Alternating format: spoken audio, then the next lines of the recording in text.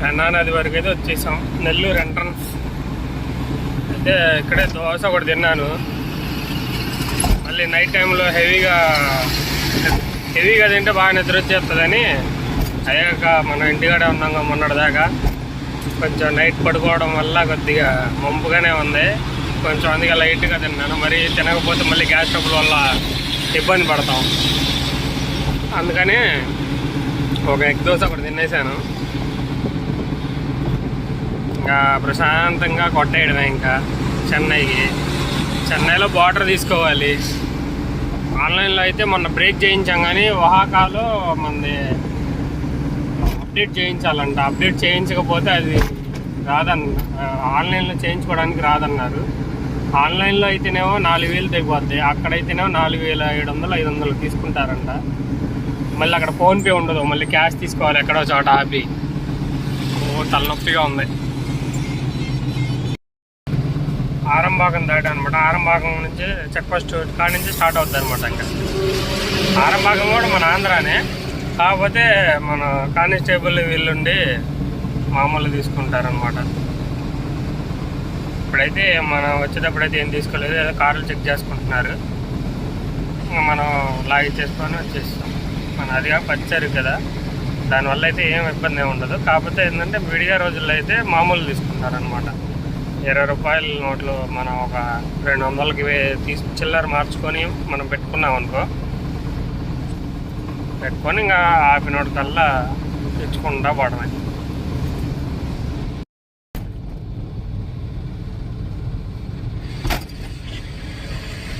తమిళనాడు బార్డర్కి అయితే వచ్చేసాం మనం.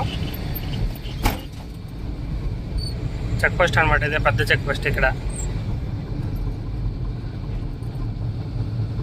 వరుసగా లారీలు ఆపుకుంటారు మొత్తం. నో ఎంట్రీ 1ంటికో 2ంటికో ఉంటుంది కదా వీళ్ళకి, లారీ వాళ్ళకి. అందుకని ఇంకా ఆ టైం దాకా ఇక్కడే పెట్టుకొని నో ఎంట్రీ అయిపోయిన తర్వాత వెళ్ళిపోతారు. అప్పటి వరకు ఇక్కడే.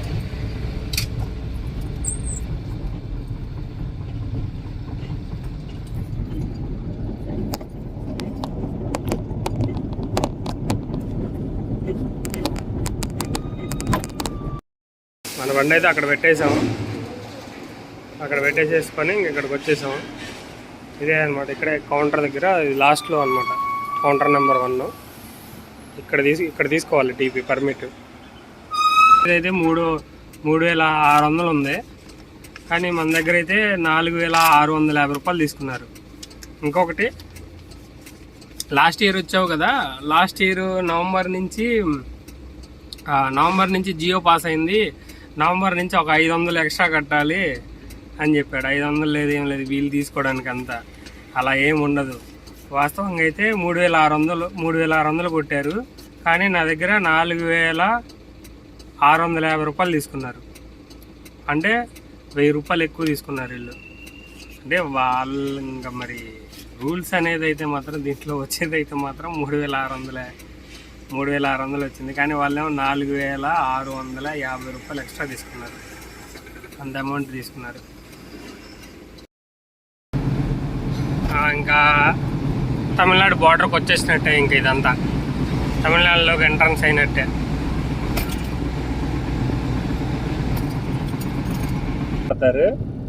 ఇంకా వసూళ్ళు చేస్తారనమాట గట్టిగా. డబ్బులు ఏందైతే వదలరు, డబ్బులు తీసుకొని పంపిస్తారు.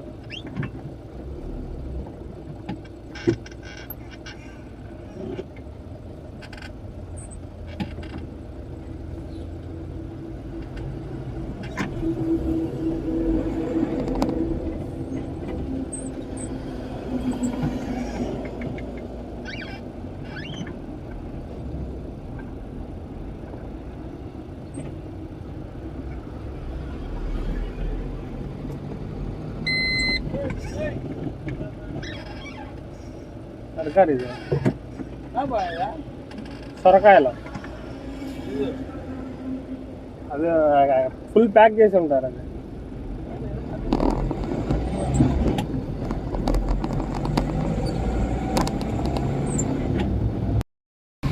అంతకుముందు అయితే గుంతలు గుంతలుగా ఉండేది రోడ్డు అంతా, కొంచెం ప్యాచీలు వేసారు. వర్షాలు పడి పెద్ద పెద్ద లారీలు ఎక్కువ తిరుగుతాయి కదా, అన్నీ బాగా ఇబ్బంది అయిపోయాయి. ఇప్పుడన్నా పర్లేదు కొంచెం, ఇంకా గుంతలకి ఊడ్చారు. అసలు ఎక్కడ తగులుతాయో అనేది కూడా తెలియదు. ధుడేళ్ళు అంత తగులుతూ ఉంటుంది బండి, కనపడవు, దగ్గరకు వచ్చిందా కనపడవు.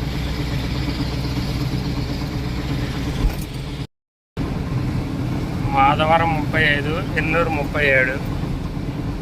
మాధవరం నుంచి మనం 12 కిలోమీటర్లు పోవాలి, అంటే మొత్తం 50 కిలోమీటర్లు ఉంది ఇక్కడ నుంచి. ఇప్పుడైతే గుమ్మడిపూడి, ఇది గుమ్మడిపూడి దగ్గర ఉన్నాం మనం. గుమ్మడిపూడి కాడి నుంచి అన్నానగర్ తర్వాత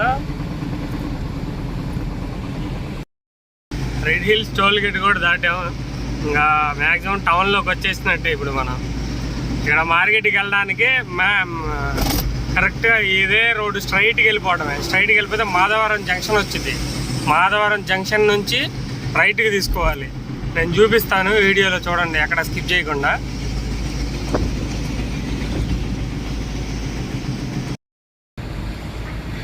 మెట్రో పనులు స్టార్ట్ అవుతున్నాయి. ఇప్పుడు జే గార్డెన్స్ నుంచి అన్నానగర్ మీదుగా కోయంబేడు వెళ్తున్నాం అనమాట. ఇది ఒక కన్స్ట్రక్షన్ అయితే జరుగుతుంది మెట్రోది. సెంట్రల్కి దగ్గరలో ఉన్నాం, చెన్నై సెంట్రల్కి దగ్గరలో ఉన్నాం అనమాట.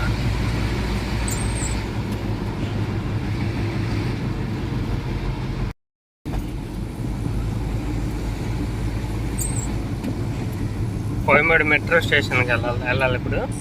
స్ట్రైట్ వెళ్ళినా కానీ, స్ట్రైట్ వెళ్ళి కొంచెం ముందుకు వెళ్ళిన తర్వాత రైట్కి తీసుకున్నాం అనుకో, అటు ఫ్రూట్స్ మార్కెట్కి వెళ్తాం. ఇటు వెళ్తేనేమో మెట్రో స్టేషన్ కిందకి వెళ్ళేసేసి ఈ లెఫ్ట్ వెళ్తున్నాం కదా, ఈ లెఫ్ట్ వెళ్ళిపోతే మెట్రో స్టేషన్ కిందకి వెళ్ళామంటే ఇంక మనకి టోకెన్ అడుగుతారు. టోకెన్ తీసుకోవాలి మనం. పార్కింగ్ ఫీజు 120 రూపాయలు తీసుకుంటారు. ఆ 120 రూపాయలు మనం కట్టాలి. 12 గంటలే మళ్ళీ.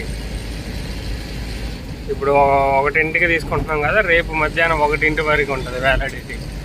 మళ్ళీ తర్వాత ఇంకొక గంట ఉన్నా కానీ మళ్ళీ తీసుకోవాలి 120 రూపాయలు పెట్టి. ఈ రూల్స్ అంటే ఇక్కడ వెళ్ళాయి. ఇంతకుముందు అయితే ఆల్ట్ పడినప్పుడైతే ఇక్కడ తెలుగు సినిమాలు ఆడాయి. తెలుగు సినిమాలు ఏం చూసానంటే ఇక్కడ ప్రభాస్ సినిమా చూసా. అదే థియేటర్ ఇదనమాట. ఒకరోజు ఆల్ట్ పడింది అంతకుముందు. ఇక్కడైతే 9 సినిమా హాల్ దాకా ఉన్నాయి మొత్తం దాంట్లో. కోయంబేడు మెట్రో స్టేషన్ ఇది. మన మెట్రో స్టేషన్ నుంచి మార్కెట్లోకి వెళ్తాం ఇప్పుడు.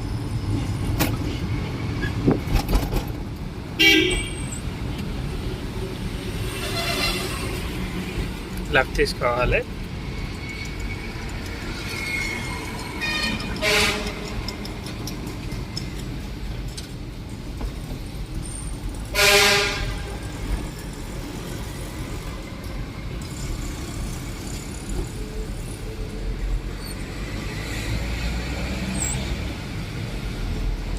Koyambedu metro station. ఈ బళ్ళన్నీ ఆల్ట్ పడినాయి, బళ్ళన్నీ. ఎందుకంటే అక్కడ పార్కింగ్లో పెట్టుకున్నారు అనుకో, రేట్ ఎక్కువ అని ఇక్కడ తీసుకొచ్చుకొని ఇక్కడ పెట్టుకున్నారు.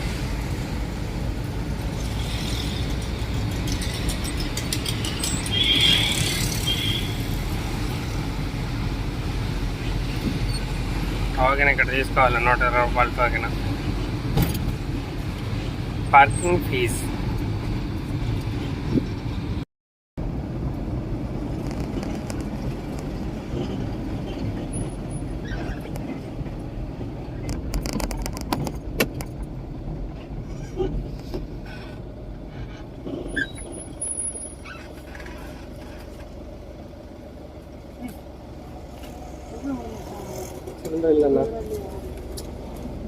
పోలీసు వాళ్ళు తీసుకుంటున్నారా 20.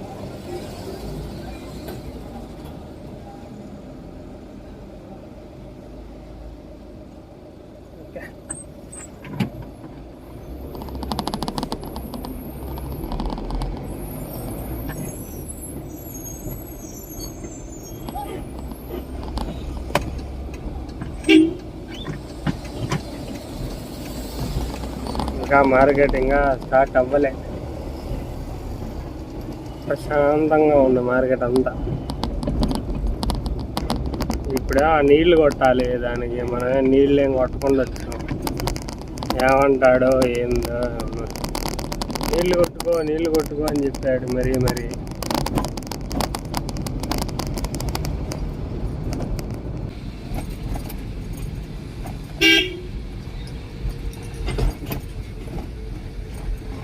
ఇటు అవుట్, ఇది అవుట్. అటు నుంచి లోపలికి అనమాట 14 నెంబర్కి గేట్. ఇటు లోపలికి వెళ్ళేసేసి పార్టీకి ఫోన్ చేశా. పార్టీకి ఫోన్ చేస్తే అక్కడ ఫోన్ కూడా రా అంటున్నాడు.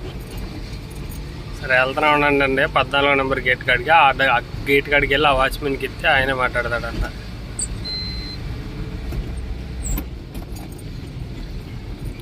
టమాటాలు ఎదర బండి మంది, మన ఆంధ్ర బండి ఇది కూడా. ఇటు పక్కేమో కరివేపాకు. దానికి డివైడింగ్గా ఉంది ఇక్కడైతే మాత్రం. ఆకుకూరలు అనమాట ఇవన్నీ. ఇది కూడా ఆకుకూరలే. కొత్తిమీర, కరివేపాకు ఎక్కువగా అవి ట్రైల్లో ఎక్కువ వస్తాయి. మళ్ళీ అటు 14 నెంబర్ గేట్కి వెళ్ళాము కూరగాయలు. మళ్ళీ 28 కానీ 31 కానీ అయితేనేమో ఫ్రూట్స్ మార్కెట్ అనమాట. పెద్దది ఇక్కడే.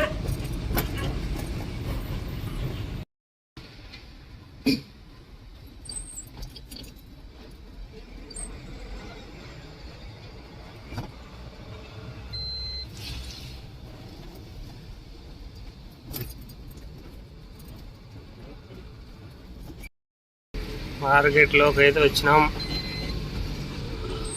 97 అంటాం. 97 అంటే ఇక్కడ వాసంగా అయితే వాళ్ళే ఒకళ్ళు వస్తారు.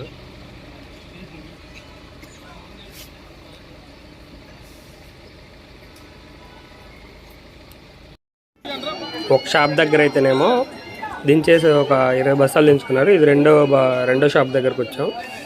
ఇక్కడ మొత్తం బండి మొత్తం ఇక్కడ అన్లోడింగ్ అంట. ఈరోజు అయితే వెహికల్స్ అయితే ఏం రాలేదు ఇక్కడ. లేదంటే అసలు ఎంత ఫుల్గా ఉండేదో, ఫ్రెష్గా ఉండేది బాగా. ఇట్లా బండి రావడానికి కూడా చాలా ఇబ్బంది పడేవాళ్ళు. చాలా అంటే చాలా టైట్గా ఉండేది. బండి అయితే అన్లోడ్ అయిపోయింది. బయటికి వెళ్ళి పడుకొని పార్కింగ్లో రేపొద్దున సంగతి రేపొద్దున చూద్దాం.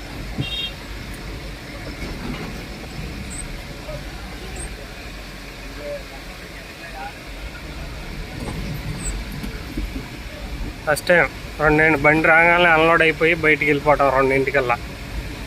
ప్రతిసారి 5, 6 అయితే అక్కడే పాయింట్లు పెట్టుకొని దించుతారు. కానీ ఈసారి మాత్రం తొందరగా దించేశారు, పర్లేదు. ఫ్రెండ్స్ అందరికి గుడ్ మార్నింగ్. నైట్ అయితే 2 గంటలకల్లా అన్లోడింగ్ అయిపోయింది. అయిపోతే బండి పార్కింగ్లో పెట్టేసుకొని పడుకున్నాను. ఇప్పుడైతే మళ్ళీ మనకి ఇక్కడ చెన్నై తాంబరం నుంచి హైదరాబాద్ మాదాపూర్కి ఇంటి సామాన్లు వచ్చినాయి. నిద్ర అయితే మాత్రం బాగా నిద్ర వచ్చేసింది. అసలు ఇంటికి దగ్గర 10:30, 11ంటికి డైలీ పడుకుంటాం కదా. 4 రోజులు పడుకునేసరికి బాగా అలవాటు అయిపోయింది. అదేవిధంగా ఇక్కడ కూడా అట్లాగే నైట్ తోలుకుంటూ వస్తుంటే అంతే నిద్ర ఆగట్లేదు. అట్లాగే పెందలాడి వచ్చేసి 2 గంటలకల్లా అన్లోడ్ అయిపోయింది. ఇంకా 2 గంటలకల్లా అన్లోడ్ అయిపోయేసరికి ఇంకా వచ్చి పార్కింగ్లో పెట్టేసి అయితే పడుకున్నాను. ఇదంతా పార్కింగే, కోయంబేడు పక్కనది.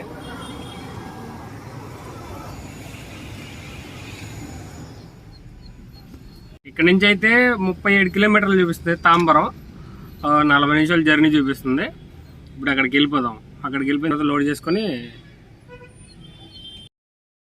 అయితే బస్ స్టాండ్ ఇక్కడ మొత్తం మన ఆంధ్ర నుంచి వచ్చాయి, కేరళ నుంచి వచ్చాయి అన్ని ఇక్కడ ఆగుతాయి అనమాట. ఇది ప్రైవేట్ బస్ స్టాండ్. ఇంకొక పెద్ద బస్ స్టాండ్ కూడా ఉంది గవర్నమెంట్ అయితే నాకు ఎదురుగుతుంది. చూపిస్తుంది చూడండి, అది ఎదురుగుతుంది.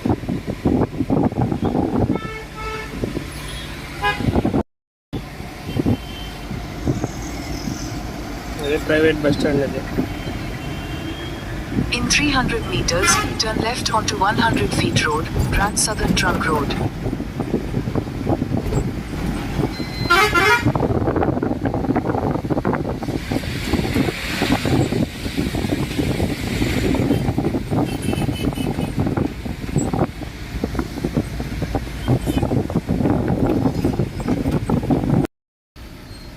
ట్రాఫిక్ మాత్రం బాగా ఇంకా పెరిగిపోద్ది అనమాట. ఇంక ఉండే కొద్దిగా ట్రాఫిక్ పెరిగిపోద్ది. ఇప్పుడే చూడ అంత ఉందా.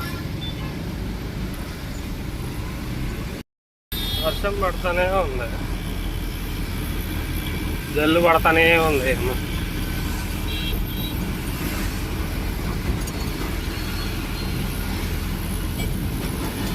బాగుంది ఇక్కడ లొకేషన్ మాత్రం సూపర్గా ఉంది.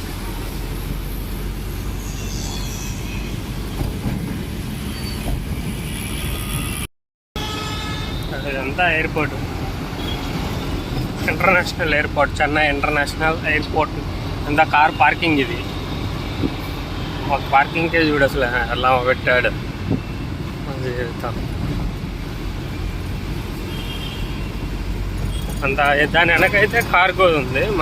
మన వెహికల్స్కి లోడ్లు అవుతూ ఉంటాయి అన్నమాట కార్గో.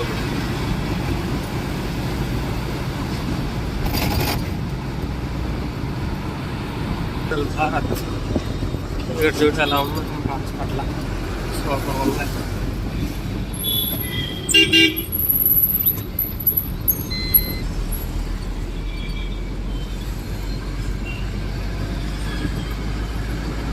తాంబరం టౌన్లోకి వచ్చాం. తాంబరం అనే ఊరిది. లొకేషన్కి వచ్చేసి పట్ట కట్టేసాను. పైన లైట్కి చినుకులు పడుతున్నాయి, అందుకని పట్ట కట్టేసాను. ఇంట్లోనే లోడింగ్, ఇంటి సామాన్లు. ఇక్కడ డబుల్ గడ మంచమాను ఒక వేరే ఉన్నాయంట. ఇవి వేసేసుకొని మళ్ళీ ఇంకో చోటుకి వెళ్ళాలి. వర్షం ఇట్లా పడుతుంది, తడిస్తే మళ్ళీ ఏమైనా ప్రాబ్లం అంటారు ఏమో. కల్లా రమ్మన్నారు, మనం అంతకంటే ముందే వచ్చేస్తామని చెప్పాం. లేదు జాయికి వెళ్ళిపోయినా కానీ నైట్ రెండింటికల్లా వెళ్ళిపోవచ్చు. 630 కిలోమీటర్లు వస్తుంది ఇక్కడ నుంచి. 630 కిలోమీటర్లుగా జాయికి వెళ్ళిపోయినా కానీ ఇబ్బంది లేదు. ఎట్లా ఇంటి సామాన్లేగా. ఇప్పుడు మైలేజ్ ఎంత వస్తుందో, ఫుల్ ట్యాంక్ మైలేజ్ ఎంత వస్తుందో చెక్ చేద్దాం ఈసారి.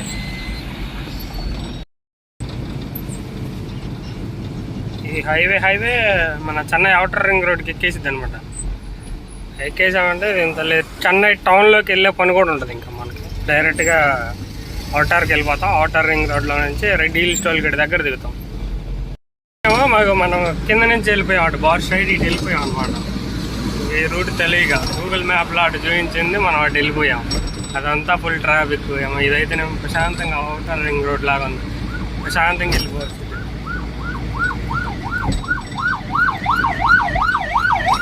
పైన ఫ్లైఓవర్ కడుతున్నారు, మెట్రో కనుక్కుంటాయి. ఇది కూడా చూడంగా హైదరాబాద్ గుర్తొచ్చింది. హైదరాబాద్ కూడా అంతే ఉంటుంది, హైటెక్ సిటీలోకి వెళ్ళి. జాబ్ చేసే వాళ్ళందరూ ఇక్కడ కింద అన్ని బెంజుగారులా ఉన్నాయి. బిల్డింగ్ మాత్రం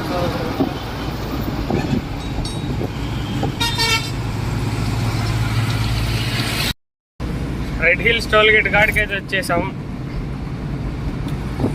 ఇది కూడా అవుటర్ రింగ్ రోడ్డే. ఈ ఫ్లైఓవర్స్ ఉన్నాయి కదా, ఇది కూడా చెన్నైకి అవుటర్ రింగ్ రోడ్. ఇది కూడా అయితే ఫుల్ ట్యాంక్ కొట్టించేసుకున్నాం, వాటర్ పట్టుకుందాం. వస్తున్నాయో రావట్లేదు అయ్యా.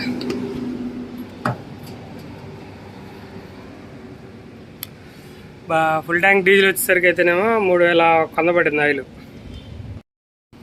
ఇక్కడ భారత్ పెట్రోల్ బంక్లో ఫుల్ ట్యాంక్ చేయించాను డీజిల్. ఇక ఇలా వచ్చింది అవుట్ఫిట్. వెళ్తా వాటర్ పట్టుకొని పోదాం. బాగా ఫుల్ కూలింగ్ ఉన్నాయి వాటరు. డీజిల్ కొట్టించేసాం. 3100 పట్టింది డీజిల్. రాత్రి ఏమో 4000 పట్టింది ఆయిల్. ఇప్పుడేమో 3100 డీజిల్ పెట్టించాం. ఇప్పుడే రెడ్ హిల్స్ టోల్ గేట్ దాటా. ఇంకా చెన్నై బార్డర్ కూడా దాటలేదు. ఇంకా టైం వచ్చేసరికి 2 అవుతుంది.